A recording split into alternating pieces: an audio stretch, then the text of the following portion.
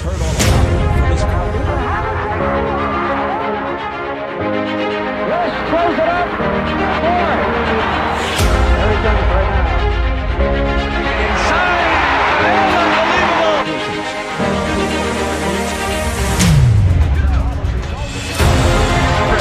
Look shot.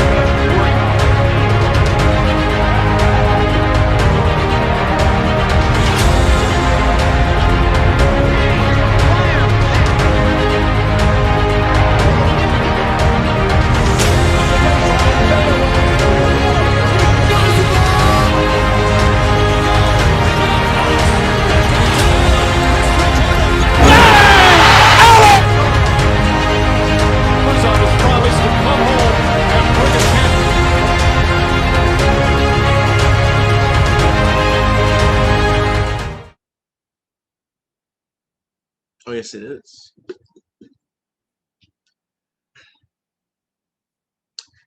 Well, Ja. Yes.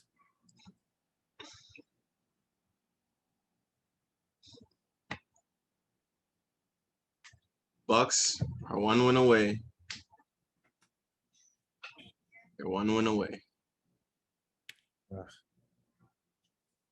Yeah. It makes me want to cry a little bit in a bad way. Well, they're 1 win away. You know what that means? That they're winning. That's what that means. That means that the series isn't over. Welcome to the Modern Basketball Podcast, also known as MLB Podcast, NBA Final Edition. I'm Evan. I'm Ja. And it's our basketball podcast. We recap, break down, and analyze players and teams in the finals from the previous games from the previous day. That is right. The Milwaukee Bucks are 1 win away from becoming NBA champions. It was a big game 5. It was an amazing game 5. It was a must win for both teams, and it was competitive. It was back and forth, but in different instances. In that first quarter, just a quick breakdown of the game. That first quarter, it was all Suns. All Suns. Then the second quarter, it was all Bucks. Then the third quarter, again, it was all Bucks. Then in the fourth quarter, looked to be all Bucks, but then it became Suns, and the Suns looked to come from behind and get this win late in that fourth quarter. But a clutch steal by Drew Holiday, leading to a lob to Giannis, and then an offensive rebound because a lob by Giannis, which he was fouled on, then an offensive rebound because Giannis missed the free throw, led the Bucks to seal this game and get the Game 5 win on the road in Phoenix in a must-win game. Now 1 win away from the NBA championship. Thoughts, Jeff? Well, before I go into the Suns, because I want to go into them a little bit more, but I got to give it up for the Bucks. You got to be happy because the Bucks are finally playing the way that we expect them to play. So the 3-star players all clicking.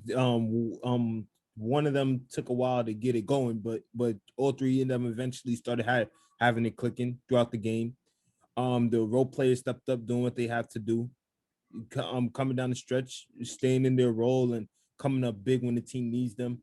And just like what you said, that second and third quarter was huge. I don't remember which one it is. I believe it was the second quarter, but the Suns had a little bit of a slump in terms of their scoring production right there. Even though the Bucks production was huge, in which even though it was still a close game in the second quarter, the scoring output from when you look at the from the second quarter alone, you could show that the Bucks just eventually had their stride going, and they they was going to say, and they haven't won a road game yet, and this is their time, and everything followed right into strategy and planning for them. Mm-hmm. Yeah, the Bucks came up big, and it was the way that they battled back. Because in that first quarter, as I said, it was all Suns. Because it really was all Suns. Suns were up by 16 in that Yeah. first quarter, and they were just looking like, yeah, it's about to be a blowout win for the Suns. I mean, Devin Booker was doing his thing. The defense, the Bucks had some costly turnovers when they was getting sloppy with the ball. Actually, that was pretty much majority of the game. Well, not majority of the game, but some portions of the game, the Bucks kind of got sloppy with the ball. But in that first quarter, they also missed a lot of their shots, some of which probably should have made. And meanwhile, the Suns, I mean, they was just getting hot. They were feeding off the energy of the crowd. The crowd was all into it. They were loving it. You could barely hear anything. And they just had the energy. They had the momentum. They had everything going in that first quarter. But the Bucks, they stayed true to themselves. They didn't give up. They kept themselves motivated. They got right back into that game in their second quarter. And as you said, it was a big second quarter for them. They had 43 points in the quarter, 43 in the finals. That's big time. That is big time. You got to give credit. I want to give credit to the 3 stars, which we're going to get to in a minute. But I want to give credit to 2 key bench players who has been playing great for them all series.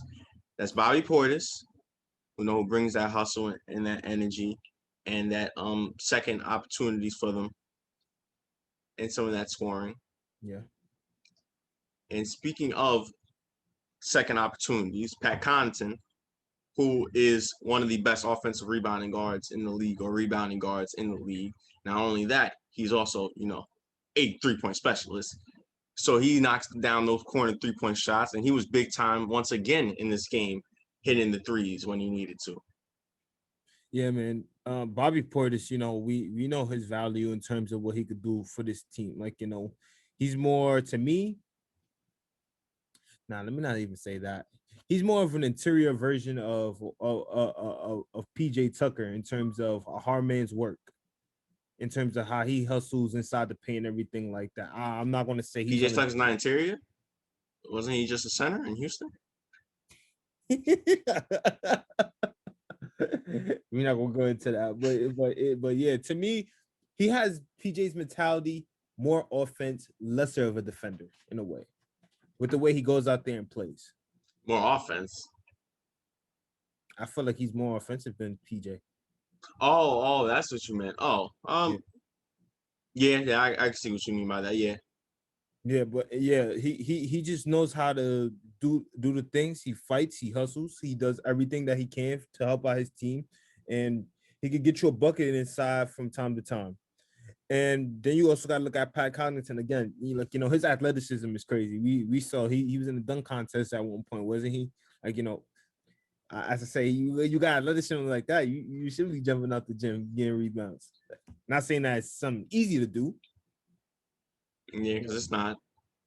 But hey, he's doing it. He's just been valuable for this team this whole series in terms of coming up big with those second chance opportunities, coming up big with hitting those big time shots that's needed down the stretch or whatsoever to keep your team within the game.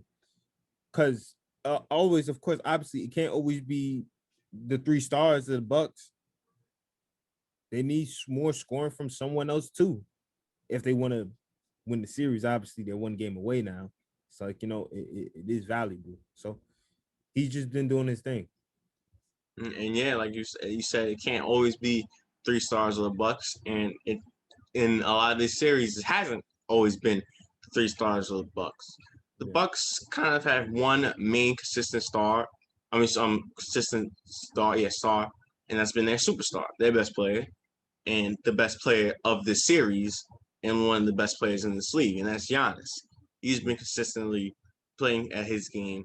He's been great all series long, and in this game specifically, I wanted to highlight even though he's been, and I talk about this a lot, how good of a passer Giannis is. I feel like he is very underrated in terms of his passing. A lot of people don't bring that up because they all focus about his dominance or in the paint or the things that he can't do or doesn't do.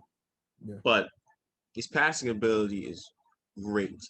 I mean, the amount of times he's found shooters open, the amount of times he's Pat Connaughton open. Remember in Game 5, it was his pass to Pat Connaughton to help. I mean, not Game 5, Game 4, to Pat Connaughton to give the Bucks the lead in that fourth quarter. Yep. He's just a great passer. I don't feel like he gets enough credit for his passing ability, especially when he gets trapped. I feel like he's gotten better when he's getting trapped in terms of passing the ball. Because just 2 years ago, he would have been turning the ball over when he got double teamed, when he got trapped, when they tried to build that wall around him. Exactly. And you got to give it up because that's his intelligence of the game coming in. You know what I mean? Again, when you're a guy of Giannis's caliber, of Giannis's physicality, you're going to command that much attention. Let's just be honest. So that is it's an important skill that he has to learn. When you're in a situation like that, what's the smart thing to do? Again, the IQ hits in. You know where players need to know their spots. You know their strengths. You know their weaknesses. You know where they're going to be out on the floor in times. You know, opportunity. He's coming down with the ball in his hands, and you know everybody in the opposing team is rushing after him.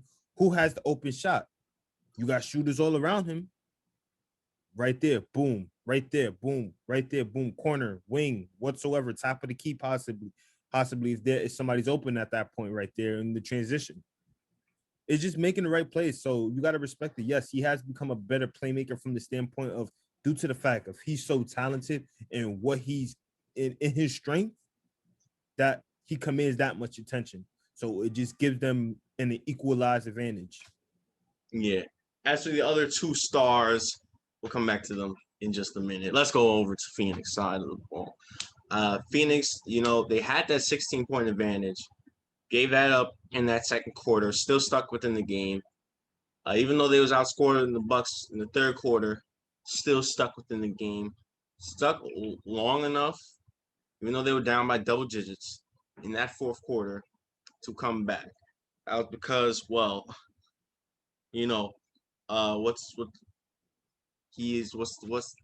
did everybody say? How did he describe him? Oh yeah, he's kind of like the second coming of Kobe, I think they say. Yeah.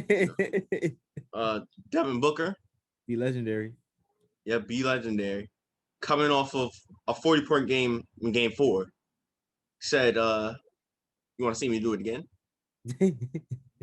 And drops another 40-point game in the finals, just like Giannis did in Game 2 and Game 3. He's doing that in Game 4 and Game 5. Big games from him, and he was great all game offensively, scoring the basketball.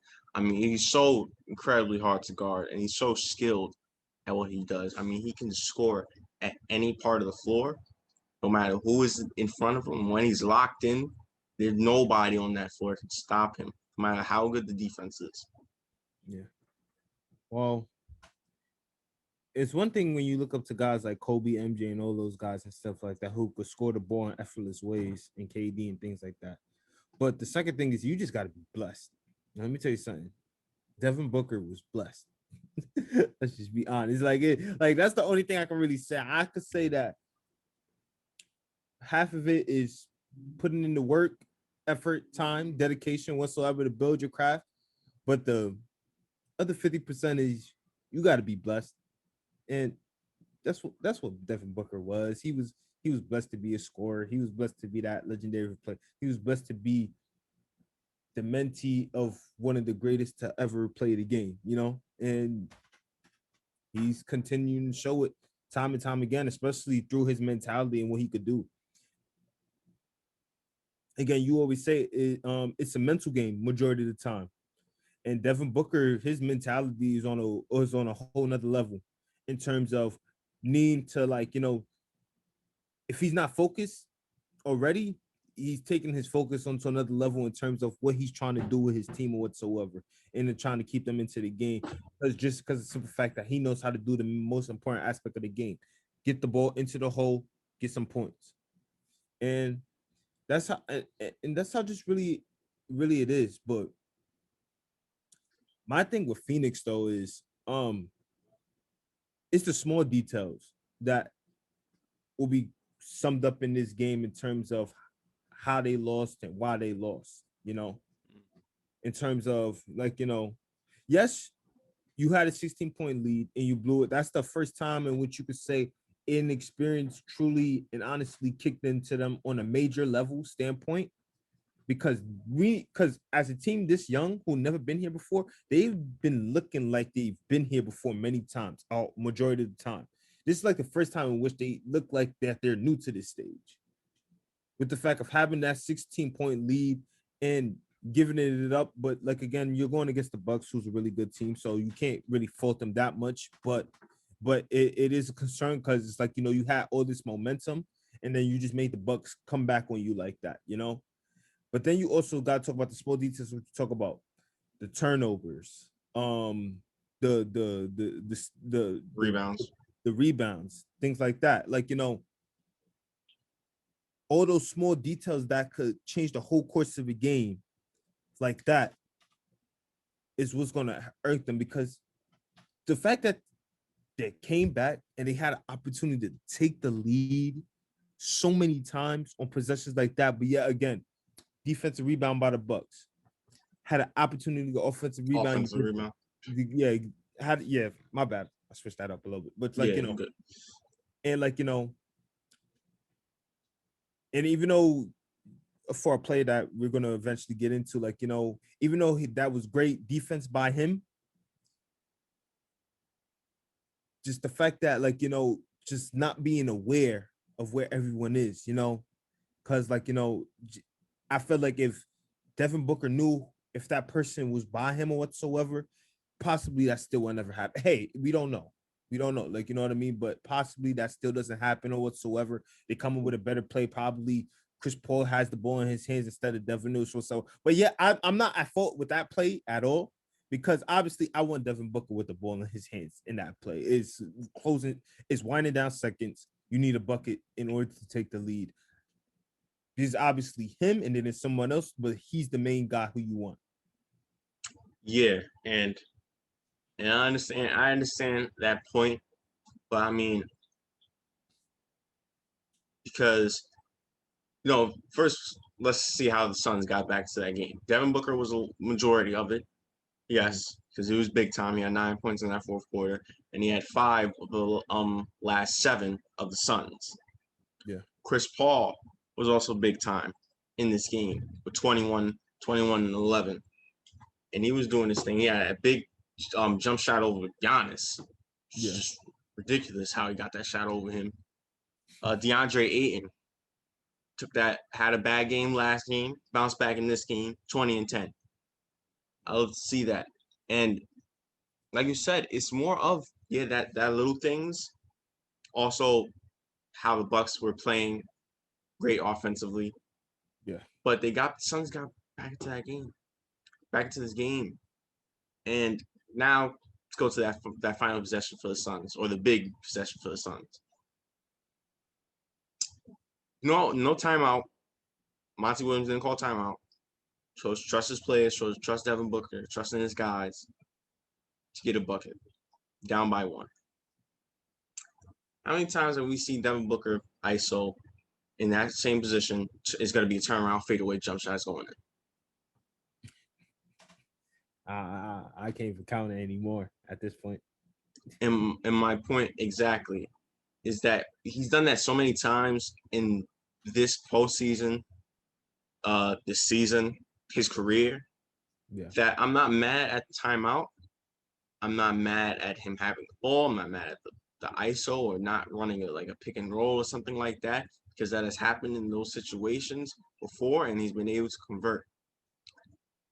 I understand that, he just didn't see, maybe if he saw a guy behind him, that he would have been more aware, and maybe that turnover wouldn't happen. But I feel like at the end of the day,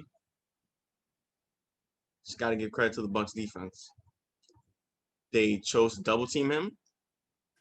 The reason why he had to turn around is because of that double team. Yeah. And then once he turned around, Drew Holiday, we're about to get into it now, stole the ball and then lobbed it to Giannis down the court once he got there for an and one. Speaking of Drew Holiday, criticized him a lot this series, but it's always been offensively. Always been offensively. We have not said one thing about him negatively defensively because Drew Holiday just might be the best defensive guard in the league. Yeah. I don't think it's hard to debate. I think he's easily top 3. Yeah. There's some arguments to be made because I think Marcus Smart is up there. Yeah. And he's really good and all that. But I mean, Drew Holiday is he's been amazing defensively in this series. He's had to guard Devin Booker in certain possessions. He's had to guard Chris Paul consistently. Yeah. And I feel like when he's been matched up with them, especially Chris Paul, he's done a very good job. A lot of the times when they both score, when Chris Paul and Devin Booker score, if you look at it, it's not really on Drew Holiday. It's on the switches. Yeah. It's on when they set a screen in their half court and Drew Holiday is trailing and needs to be aggressive, like what Drew Holiday and the Suns did this game. That's how Chris Paul that's what Chris Paul did in the Suns. I said Drew Holiday, my mistake. That's what Chris Paul, the Suns did this game, was that Drew Holiday always presses them up full court. And so they set a screen in their half court so they can get some space on Chris Paul. And Chris Paul, instead of trying to be a playmate or trying to set up a play, he just went aggressive. Yeah. And that's how he was in the Suns being successful in this game. Because Drew Holiday's trailing you, don't call for a play, just be aggressive. Either attack, and then once you attack, you get a shot off, you get a layup, or you get some help from the Bucks. They have to help and they have to come and contest you because you get an open man. So they did a great job in that sense because Drew Holiday is just that great a defender. But then now when you have that great defense, and then how he was playing offensively, because he really played great offensively, especially in that third quarter. He really played great in this game, stepping up when he needed to, and it was all around. It was layups, it was 3-point shootings. I'm gonna shut my mouth now about his 3-point shooting. As long as he's making them, I can't say. It was layups, it was 3-point shooting, it was jump shots. He was doing it all, and it was playmaking too.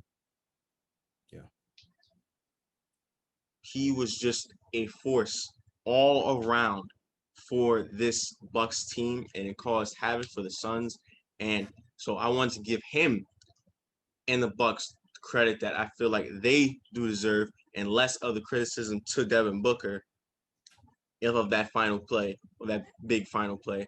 Because that was just a great defensive play, and that was a great steal from a great defensive player. Yeah, no question. And I'll tell you this, right? That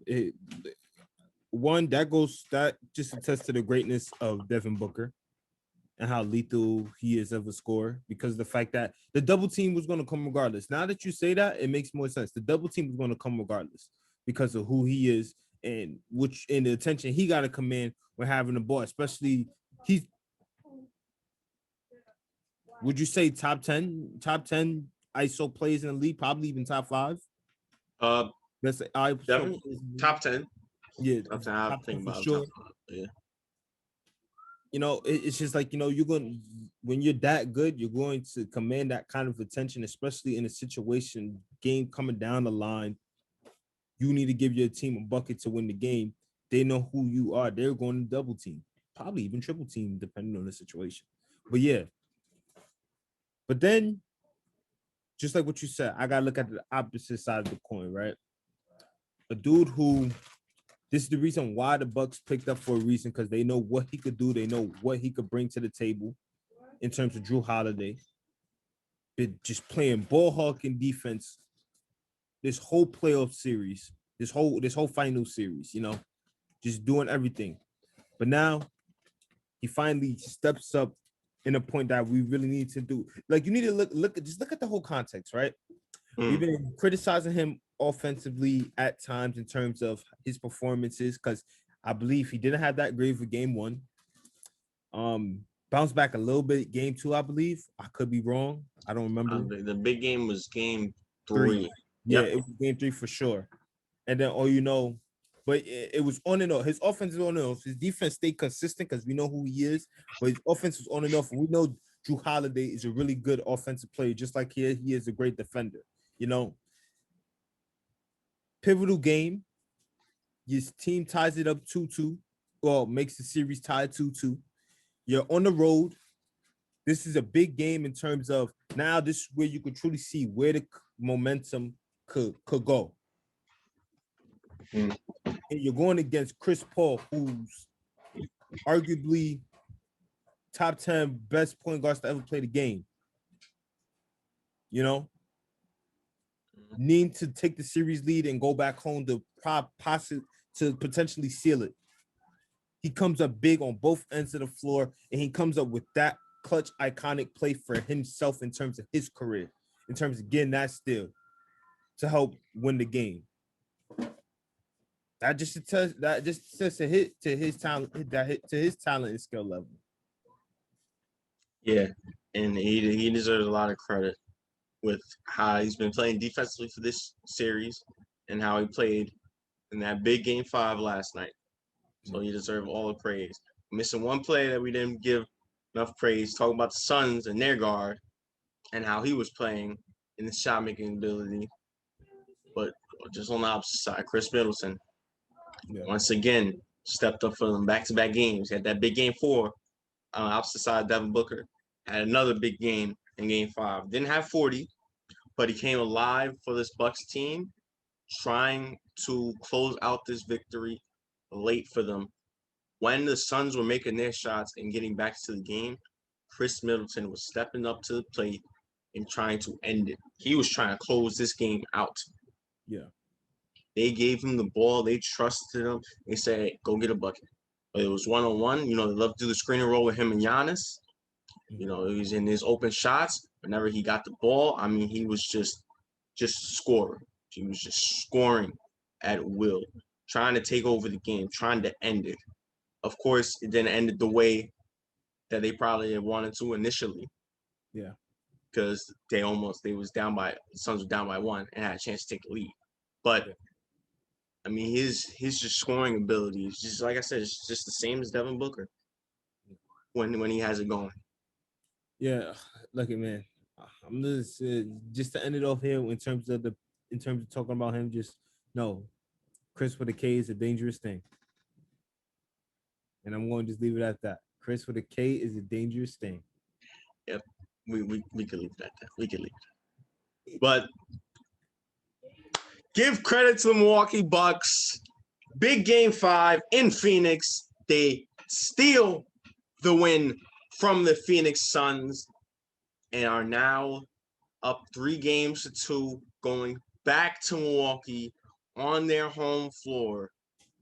1 win away from their first NBA championship since 1974. 1971. 71, sorry. How do I know that and you don't? I thought they won it in 74 with Oscar. No, they lost it in 74. They won it in 71. Oh, yeah. Sorry. That was the last time they've been there. The last time they've been there was 74. Yeah. Okay, now I remember. My bad. They lost to Boston in 74. Yes. My bad. Never mind.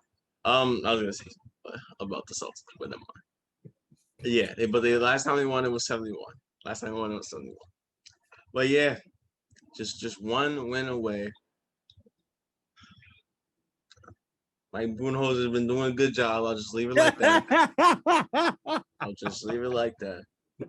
I'll just leave it like that. I'll just leave it like that. Yeah. Okay. We'll see how game 6 plays out. Depending on if I elaborate more and go in detail with that. And speaking of game 6. Tuesday, July 20th.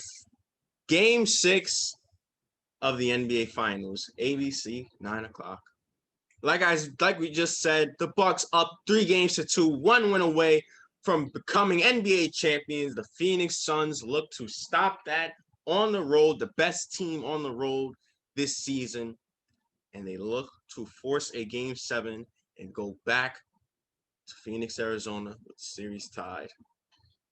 Win or go home for the Suns, and this could be the end of the series and the end of the season, depending on this game. Game 6, Ja. Suns, Bucks. Will the Suns force a game 7, or will the Bucks be crowned NBA champions? Now look, we both had the Suns win this whole thing, right?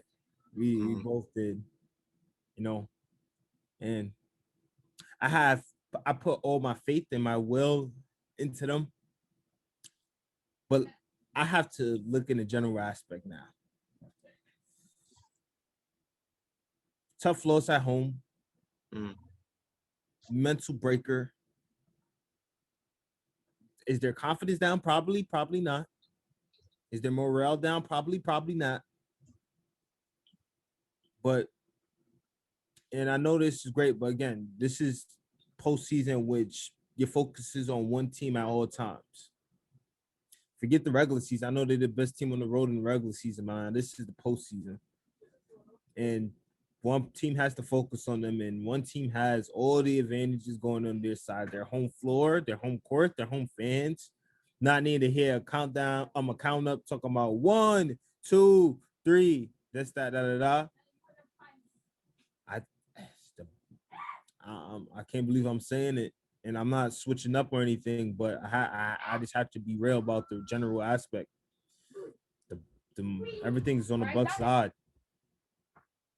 and I feel like the Bucks will end the legendary season of the Phoenix Suns. And as much as it, in jokingly way, as much as it pains me to say it in a jokingly way, I'm saying it though.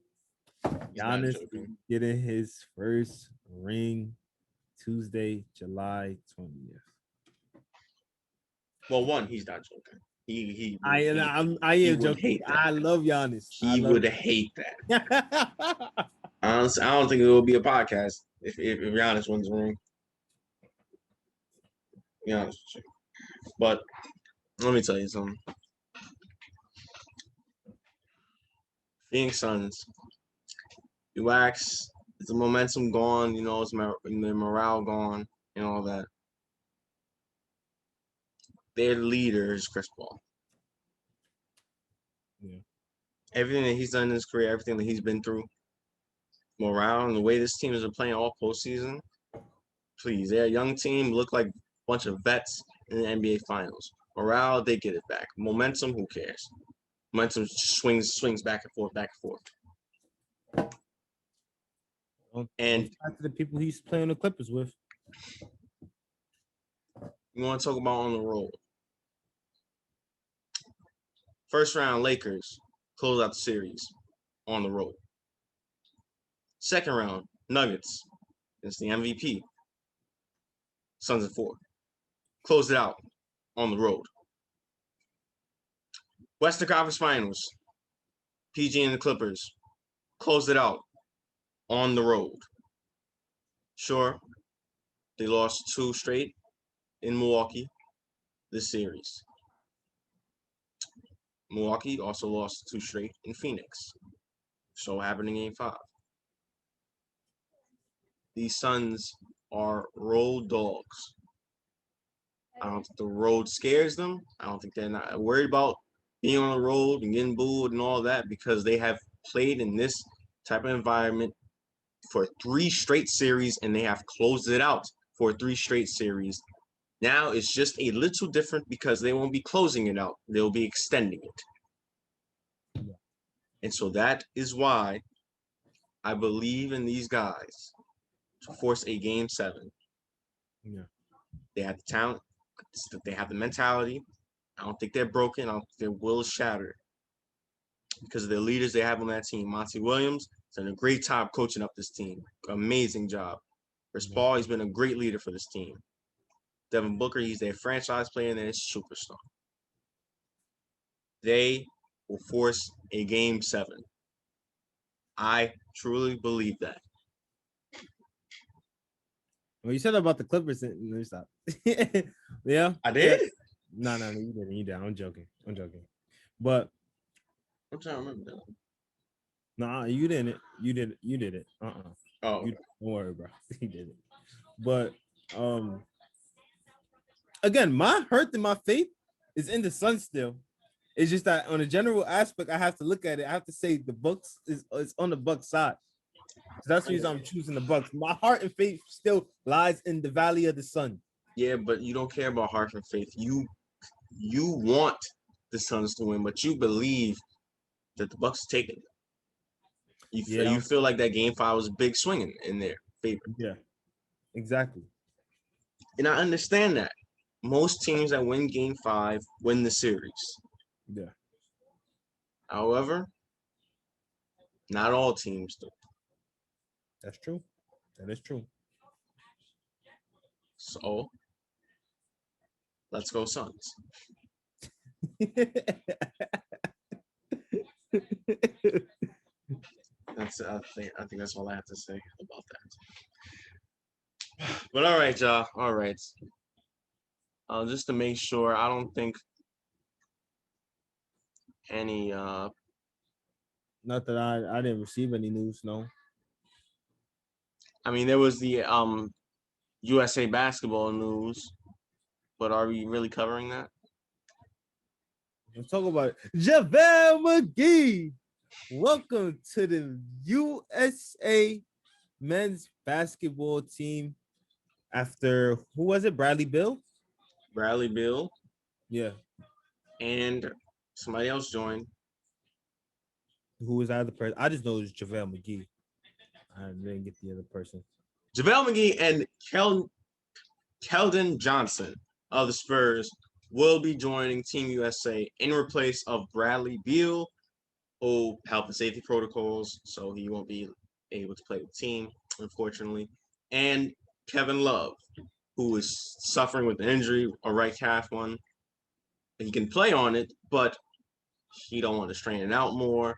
He wants to take time to heal. Yeah.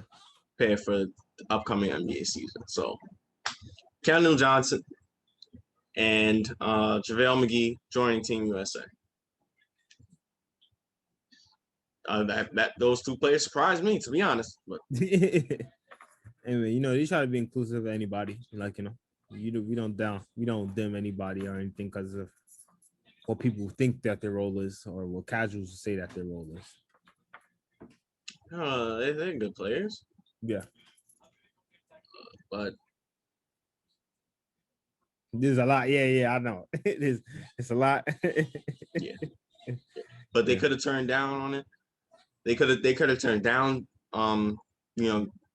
wanting to play for Team USA, probably healing or don't just want to play, might take their mind off basketball, they want to prepare for the NBA season, or the refs, they probably know that the refs are not going to call for fouls, so they probably won't invite Trae Young. So, yeah, it's different over there, Trae. You're not getting the same foul calls as you did in the playoffs. So, yeah, you might as well just sit this one out, brother. Rest that leg. But hey, JaVale McGee, Keldon Johnson, congratulations being on Team USA. Sorry to hear for Bradley Beal, Kevin Love. Hope they recover soon. Most definitely. And quickly, yeah. But all right, that's all. That is all. Let's wrap things up, John. Final thoughts. I just want to give a quick shout out to Giannis, man, for a dude who was just injured like not so long ago. You shouting out Giannis? Wow. Surprise. I know you just shout out our enemies now. Might as well get a shout out too. I want to shout out Trae Young for wanting to be on Team USA, but they didn't pick you. Sorry. Look, man, hey, man, you got to give respect where respect is due, right? And the way Giannis, just like what you say, ever since game 2, he's been the best player on in this series in terms of what he's been able to do, putting this team on his back or whatsoever. Of course, game 2 did not come out the result, but as far as the rest of the other games, he's just been legendary. And this is a dude we talk about just suffered a leg injury not so long before the series started, being in question on if he was going to play. And when they say he was going to play, kind of came as a shock to most. But the way he has bounced back, it just goes to what kind of an athlete he is. He's a one-of-a-kind athlete. He's a hyper athlete, one of a kind. You won't see him. Well, you're probably never going to see somebody like Giannis in a while, possibly. So I just got to give a lot of love and respect to that. I do like him. Everything I do is jokes. Hey, I guess we just lying now. But hey, whatever you want to say to fool everybody, all the viewers. Yeah, he deserves a lot of praise. He definitely does. I give him enough praise. I don't think I need to. A lot of y'all idiots out there need to give him some more praise. I'll just leave it at that. There's somebody that deserves praise, but I'll hold on that until Game 6. I'll hold on that. But shout out to the big three of the Bucks: Holiday, Middleton, Giannis. They all three of them stepped up big time when they needed to in Game 5 to help prevail the Bucks into that victory, a big win. And now, one win away. There, jeez, I don't know what happened to my camera, but now just one win away. Yeah. But yeah, we'll see y'all on Wednesday when we recap Game 6 of the NBA Finals. Will we be talking about a Game 7? Or will we be wrapping things up and congratulating the Milwaukee Bucks coming this year's NBA champions? We will see what happens. But for now, thank you guys for watching today's podcast. Make sure to tune into tomorrow's podcast.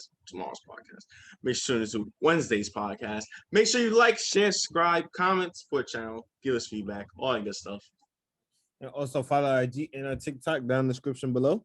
Yes, and of course, once again, I'm Evan. I'm Ja. This is Mind and Basketball Podcast. NBA Finals Edition.